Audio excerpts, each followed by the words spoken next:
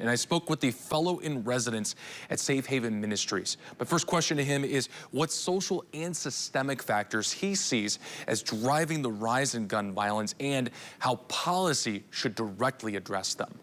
Research would say is there's risk factors and protective factors. And what we're looking at for risk factors, maybe people hear about adverse childhood experiences where people have experienced trauma, and that impacts the ways that they have empathy or an ability to problem solve, an ability to have impulse control. Those risk factors are ones that we look at and try and reduce.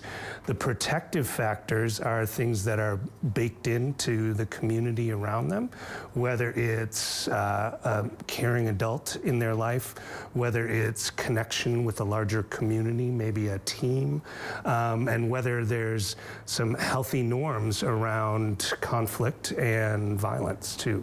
So how do current gun safety laws intersect with teen access to firearms?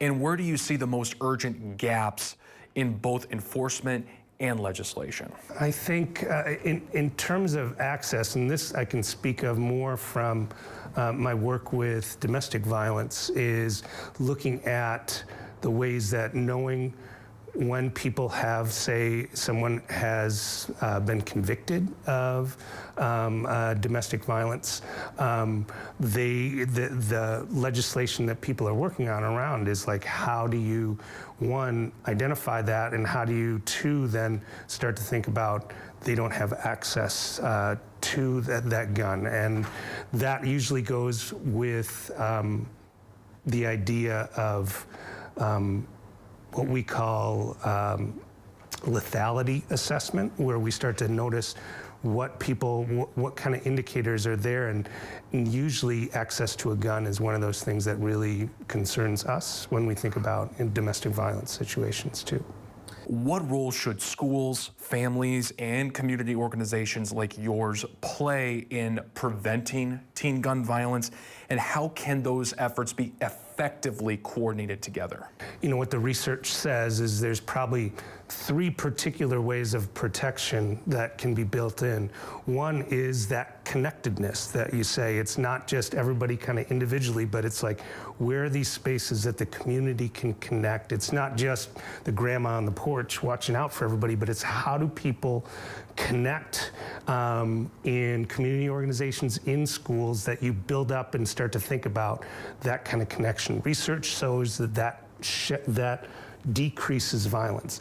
Another way that violence gets decreased is that you see essential needs are met, whether it's employment, whether it's stable housing, whether it's food insecurity. Those pieces are all really key too in terms of that protective factor. And I think another one that's really key is access to mental health resources too, which is something that's really important. So when I think of schools and families and communities, focusing on those three things are really key in the broad level. At the individual level, there's lots of skills. There's the work that we do in schools in terms of teaching about how do you resolve conflict, what are some of the red flags that you got to worry about, how can you as a bystander intervene, and that's at that individual level too.